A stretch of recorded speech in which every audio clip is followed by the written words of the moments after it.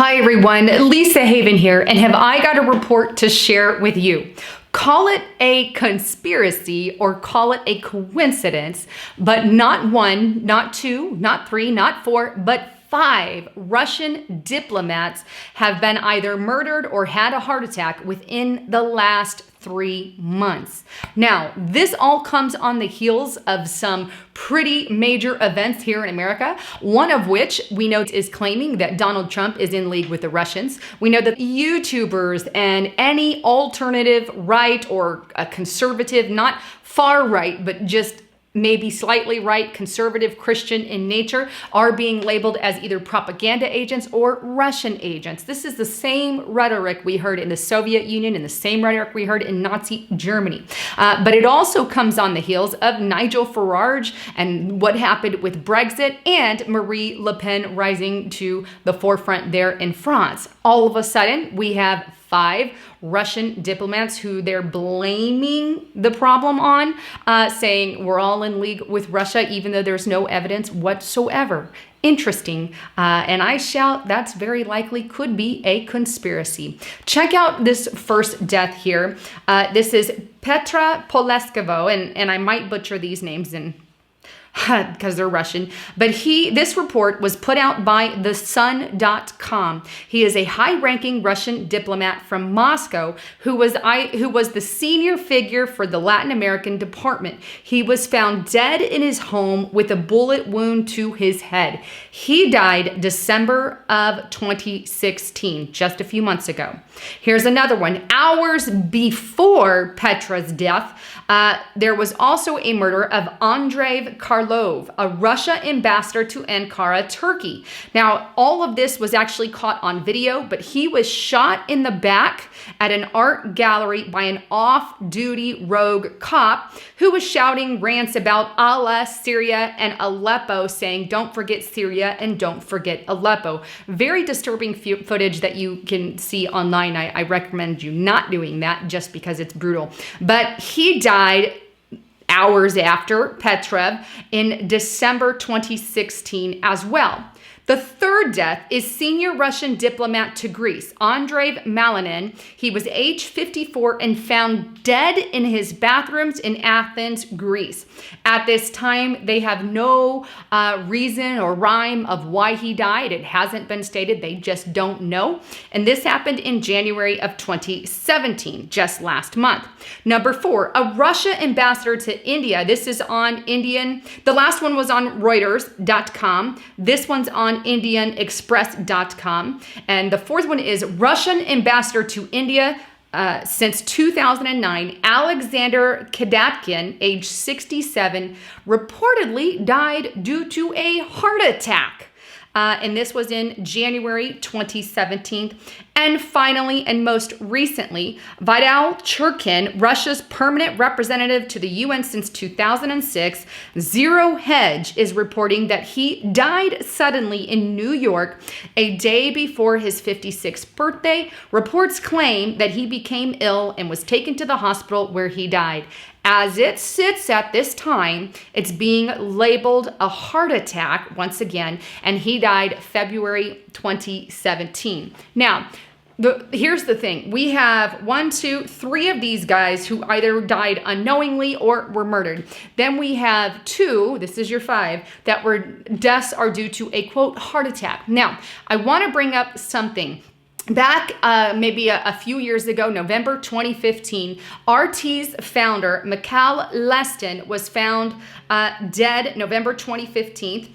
And he was a special advisor to Putin. Now, RT News reports that he was originally found dead and they blamed it on a heart attack. However, forensics later showed that it was a blunt force to the back of his head, or to his head. I don't know if it was the back, but somewhere on his head, he died. And that came out later. You would think that you would be able to tell that he died by a blunt force just by looking at the man. But needless to say, politics ruled it a heart attack, and the later truth came out that it was forced to the head.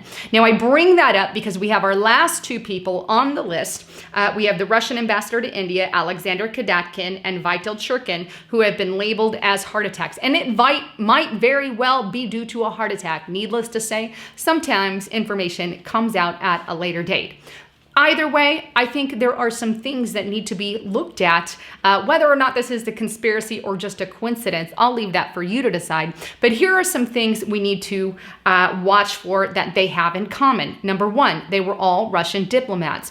Number two, all of them died on foreign soil, with exception to Petra Polaskevich. He's the one that died in his home. Number three, all were either killed by a heart attack or were murdered or some kind of mysterious death. Four, all deaths happened within the last 3 months. Number five, and I think this is most important, all of them come as the United States and Europe are labeling any nationalist a Russian agent, and as nationalism and the movement to bring back your own country rises to power. Let's start with Donald Trump. They labeled him a Russian agent. I don't even need to show you information on that because it's all over mainstream lying media. But here's who else they're labeling as Russians.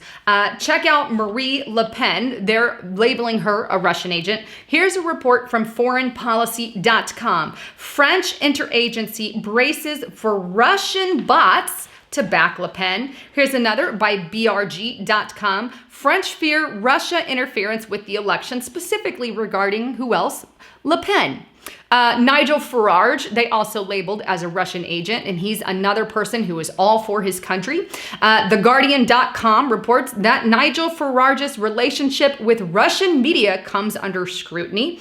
Here's FarRightWingWatch.org. The UKIP Russian connection is someone Putin cash in Farage's pocket. So here you go, another person who loves his country, who is against globalization, a Russian agent. Here's another, Ron Paul, who is all for his country. Washington Post peddles tarring of Ron Paul Institute as Russia propaganda.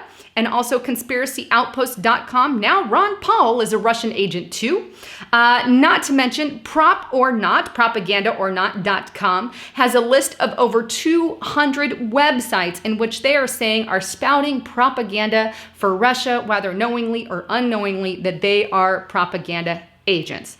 Interesting that all the enemies, anyone who is anti-globalist and doesn't want the New World Order has been labeled a Russian agent. That's what's interesting. And that comes at the very same time that these Russia ambassadors are dying.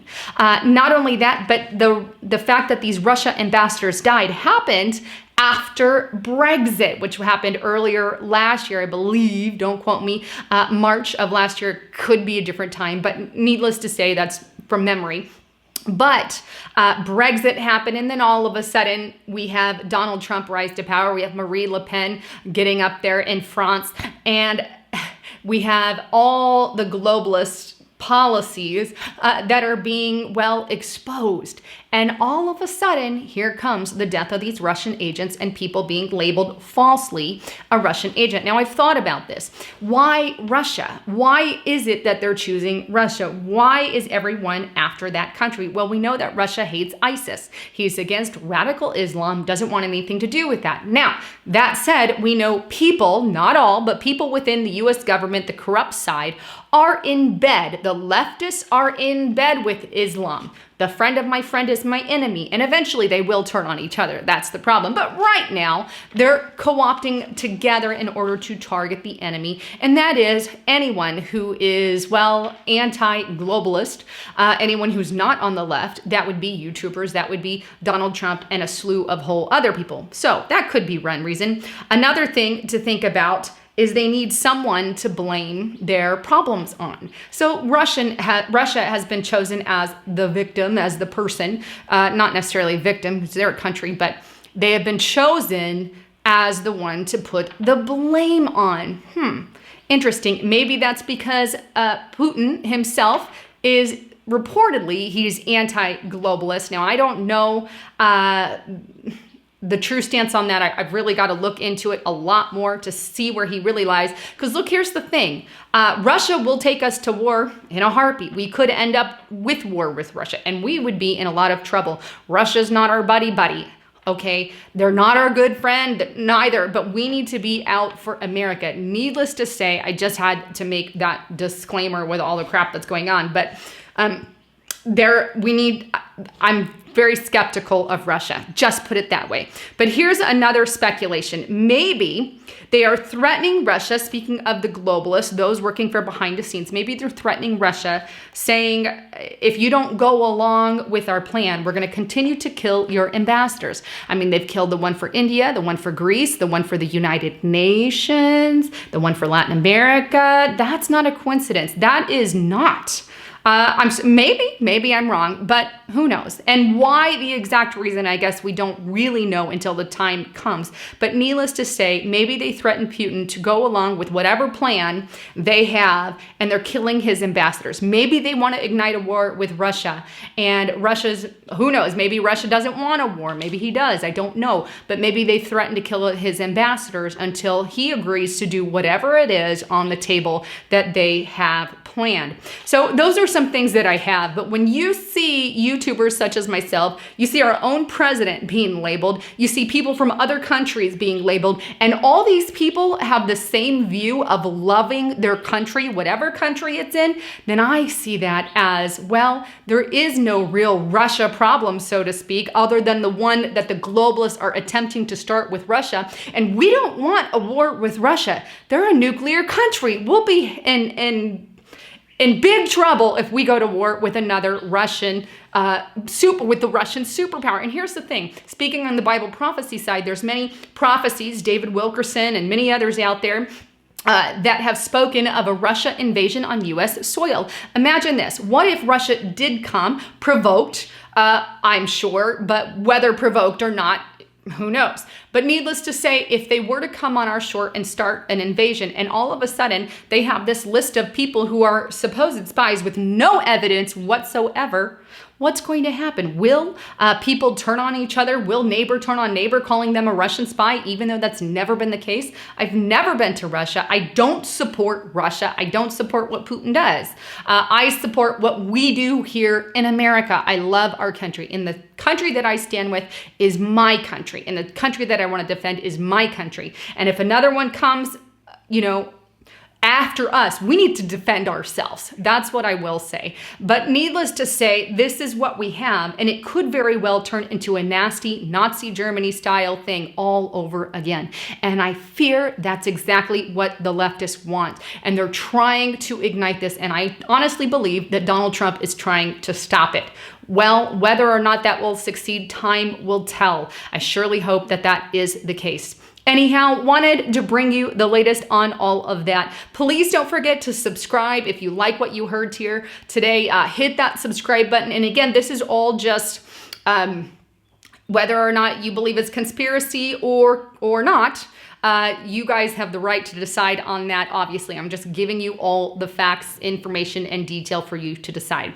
Anyhow, please don't forget to check out my partner at getthetea.com. He has some of the most amazing detox products. Also, don't forget to get supplied with food storage at foodforliberty.com/Haven. Anyhow, thanks again for tuning in. This is Lisa Haven, signing out.